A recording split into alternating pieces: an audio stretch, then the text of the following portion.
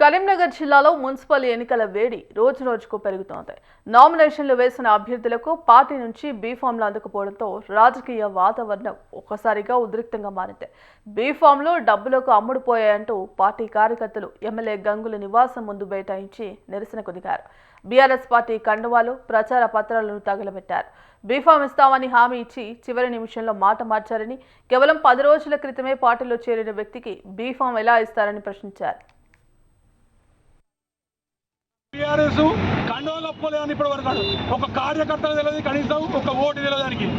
నేనన్న ఏ డివిజన్లో house number ఎంతనే ఓట్లు దానికి ఏందన్న ఇంత అన్యాయం ఉంటుందా?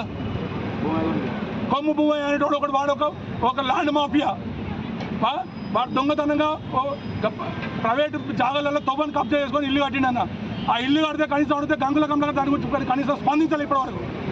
రాన్న ఇప్పుడు గంగుల కమలాకర్కు ఎవడైతే ఉంటాడో లంజాలు వండబెట్టోడు, లేకపోతే తాగిపించేటోడు, తినిపించేటోడు, బ్రోకర్ నా కొడుకులకు స్థానం ఇస్తానన్న. ఆ చుట్టుపక్కల ప్రతి ఒక్కరికి లంగలు దొంగలు గసంటలు ఉండదు తప్ప ఏ ఒక్కడు ఓడి చెప్పి పక్క పండు ఎవడు కనీసం చెప్తే ఓటు వేసే పరిస్థితి లేదన్న.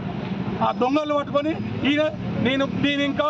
నేను ఏడుకొండల వెంకటేశ్వర స్వామి భక్తుండి నన్ను ఆ ఏడుకొండల వెంకటరామే నన్ను కాపాడుతానంటే ఆ ఏడుకొండల వెంకటరామ స్వామి నేను నాశనం చేస్తాడు. నువ్వు నాశనం అవుతావు, మా ఉసురు కలుగుతుంది, సత్య నాశనం అవుతావు.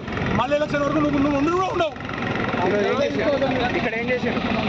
ఇక్కడ ఈరోజు ఏం చేసింది? ఇప్పుడు ధర్నా చేసామన్న ఇంటి కూడా కనీసం ఇలా ఫోన్ స్విచ్ ఆఫ్ పెట్టుకొని కూర్చున్నాడు.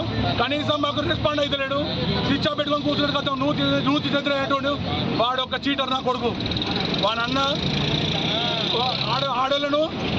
ఆడోళ్ళ దగ్గర అసభ్యంగా ప్రవర్తిస్తే ఇంటికాడ ఆడోళ్ళు వచ్చి బట్టలు ఇప్పి కొట్టిరని. బట్టలు ఇప్పి కొడితే